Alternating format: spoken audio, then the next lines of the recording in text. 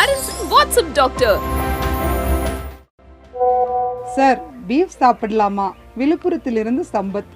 இது ஒரு கான்ட்ராவர்ஷியலான கொஸ்டின். நிறைய இடத்துல போயிட்டு இருந்தால் கூட பீஃப் சாப்பிட்றதுல ஒரு பெரிய பிரச்சனையே கிடையாது. இது நல்லா பழங்காலத்துலேருந்து பார்த்தீங்கன்னா இந்த பீஃப் சாப்பிட்ற பழக்கம் இருந்திருக்குது. இன்னைக்கு வந்து இந்தியாவில் ஒரு மிகப்பெரிய ஏற்றுமதி அப்படின்னு பார்த்தீங்கன்னா பீஃப் தான்.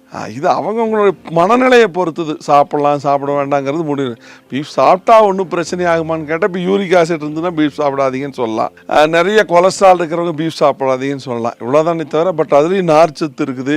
கரெக்டாக அதை சமைச்சு நல்லா செக் எண்ணெயில் ஊற்றி சமைச்சு கரெக்டாக அந்த இன்க்ரீடியன்ஸ் யூஸ் பண்ணிங்கன்னா கண்டிப்பாக பீஃப் சாப்பிட்லாம் நார்மலாக இருக்கிறவங்களே. அதே மாதிரி கார்போஹைட்ரேட் தவிர்த்துட்டு நான் பீஃப் சாப்பிட்றாலும் தாராளமாக சாப்பிட்லாம். கார்போஸோட சாப்பிடும்போது சம்டைம்ஸ் அது அந்த யூரிக் ஆசிட் அந்த மாதிரி விஷயங்கள் கொஞ்சம் அதிகமாக இருக்கான வாய்ப்புகள் இருக்குது.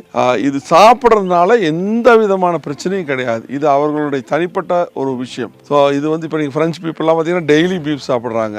அது வந்து கொலஸ்ட்ரால் அதிகப்படுத்துன்னு சொல்கிறாங்க. பட் அவங்க இன்ஸ்டன்ட் அவங்க வந்து என்னென்னா வைன் டெய்லி யூஸ் பண்ணுவாங்க. ஸோ இது ஒரு முக்கியமான ஒரு விஷயத்தையும் நீங்கள் தெரிஞ்சுக்கோங்க.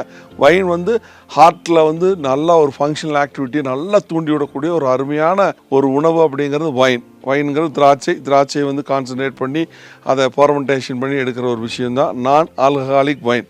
அதை இந்த இடத்துல நான் தெரியப்படுத்திக்கிறேன். ஸோ வைன் சாப்பிட்றதோட நிறையா பேர் பீஃப் சாப்பிட்றாங்க. பீஃபை செய்யும் போதே வைன் மிக்ஸ் பண்ணி செய்கிற மெத்தடெல்லாம் இருக்குது. ஸோ அதனால் பீஃப் சாப்பிட்றது ஒரு பெரிய விஷயமே கிடையாது. கேரளைட்ஸ் பார்த்திங்கன்னா பீஃப் இல்லாத கேரளாவே நினைக்க முடியாது. அது ஒரு முக்கியமான விஷயம். அதெல்லாம் நிறையா இருக்குது. அது அவங்கவுங்களுடைய மதம் சார்ந்த மனம் சார்ந்த விஷயங்களை வந்து நம்ம பெருசாக இதில் இருக்கணும். ஆனால் ஆஸ் அ மெடிக்கலாக நம்ம வந்து சாப்பிட்லாமா இல்லை ஒரு டயட்டிக்கில் இது சாப்பிட்லாமான்னா கண்டிப்பாக சாப்பிட்லாம்.